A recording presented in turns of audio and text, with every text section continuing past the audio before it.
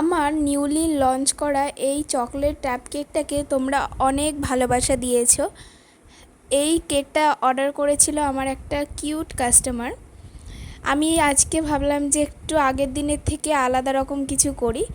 তো এই ট্যাপ কেকগুলো তোমরা যারা নিতে চাও তারা অবশ্যই নিতে পারো, আমার লোকেশনে এসে নিতে পারো, কিংবা হবিপুর স্টেশন থেকেও কিন্তু তোমরা কালেক্ট করতে পারবে।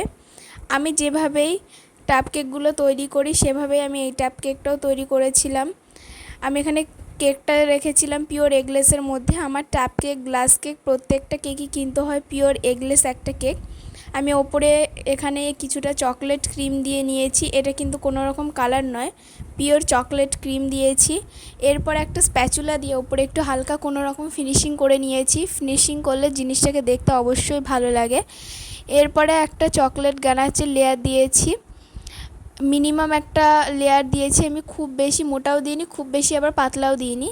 তো আগের দিন আমি যেহেতু চকলেট গানাচের ওপরে চকলেটের চকো চিপস দিয়েছিলাম, তাই আজকে ভাবলাম যে হোয়াইট চকো চিপসটা দিয়ে ডেকোরেশন করি, তাহলে চকো চিপসগুলো দেখতে অনেকটা হাইলাইট করবে, কেকটাকেও দেখতে আগের দিনের থেকে একটু আলাদা লাগবে। আমি সবসময় চেষ্টা করি আলাদা কিছু করার, যাতে তোমাদেরও ভালো লাগে দেখতে নতুন কিছু।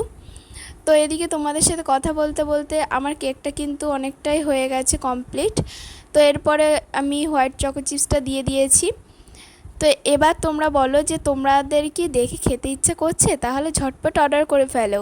মিনিমাম কিন্তু 2 পিস অর্ডার করতেই হবে তোমাদেরকে, দাম কিন্তু বেশি নয়, মাত্র 80 টাকা। তোমরা যারা অর্ডার করতে চাও তারা কিন্তু অবশ্যই অর্ডার করে ফেলো। আমার হোয়াটসঅ্যাপ নাম্বারে SMS করবে, কিংবা তোমরা কলও করে আমার সাথে যোগাযোগ করতে পারো।